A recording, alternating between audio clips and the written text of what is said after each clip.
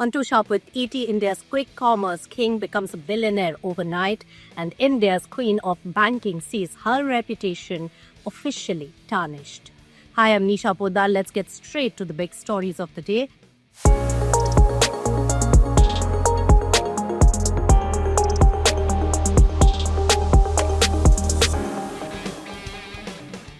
This week, quick commerce delivered not just big for the customers like you and me, but to Deepinder Goyal's bank account as well. Eternal shares, they have surged over 21% in just 2 trading sessions, hitting a record of over 311 rupees per share, and also remember briefly crossing a 3 lakh crore rupees of market cap, making it more valuable than Wipro, Tata Motors and even Asian Paints. So the stock closed around 299 rupees per share today. This blistering rally added nearly 2,000 crore rupees to CEO Deepinder Goyal's net worth, taking him past the 11,500 crore rupees mark, about $1.9 billion, and cementing his place amongst India's self-made billionaires. So what's really driving this frenzy at Eternal? It's Blinkit. Eternal's quick commerce arm posted encouraging Q1 numbers, and Blinkit's net order value overtook that of Zomato's food delivery business for the first time ever, and that's what made the stock very euphoric. Blinkit grew 127% year-on-year in Q1, narrowed its losses, and is on track to reach 2,000 stores by December this year and 3,000 shortly after. So the street expects Blinkit to achieve 4% margins by FY27. HSBC, while lauding Eternal's quick commerce business performance, did say though that food delivery segment's margin as well as growth is disappointing in Q1. While some of the other brokerages were euphoric, Jefferies raised the target to 400 rupees, CLSA called Blinkit's rise a milestone, and Goldman Sachs reaffirmed its bullish outlook on the company. Even rivals got a lift. Swiggy rose around 7%. Info Edge, which owns 12% of Eternal, jumped over 4%. But here's the reality check. Not everyone's buying the euphoria.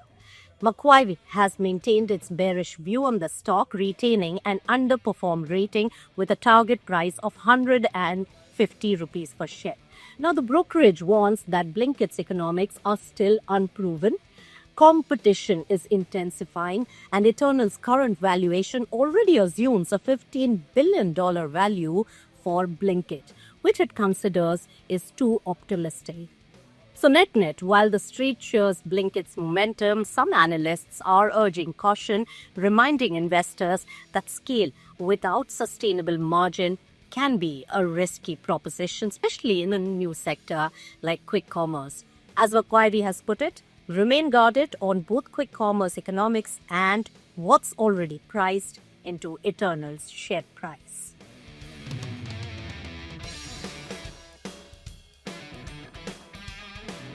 And while one star is rising fast, another has crashed hard.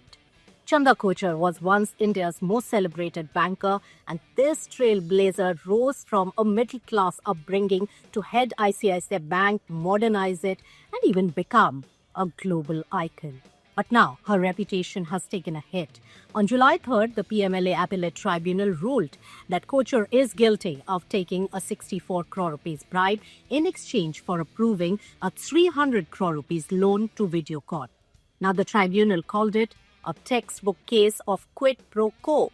It said that her silence and participation breached her fiduciary duty as a banker. Now, the case dates back, remember, to loan ICICI extended to Videocon between 2009 and 11. In one key transaction, a 300 crore rupees loan was sanctioned, and just a day later, 64 crore rupees was routed to New Power Renewables, a company controlled by Kochhar's husband, Deepak.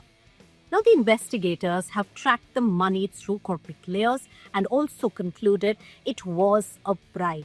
As early as 2016, whistleblowers had raised red flags on this, and by 2018, she went on leave from ICICI and then stepped down amid mounting scrutiny. In 2019, the CBI filed an FIR against her husband, and videocon's Venu Gopal Dhoots. Remember, they were arrested in December of 2022, but later released on interim bail as the court criticized procedural lapses by the CBI in the case. Now the tribunal has confirmed the Enforcement Directorate's findings, overturning the earlier ruling and also saying the 64 crore rupees transfer wasn't a business deal but a direct bribe. It's a dramatic fall for someone who began as a management trainee in 1984, became India's youngest private bank CEO, and steered ICICI through crisis. She won a Padma Bhushan, made Forbes' most powerful women list, and was hailed as a role model for working women. The tribunal's message was clear: ethical standards in banking are not optional. Well, with that, it's a wrap on 2 Sharp with the ET for today. A billionaire minted in 2 days and a banker's decades-long legacy undone. I'm Nisha Poddar. Thanks so much for tuning in.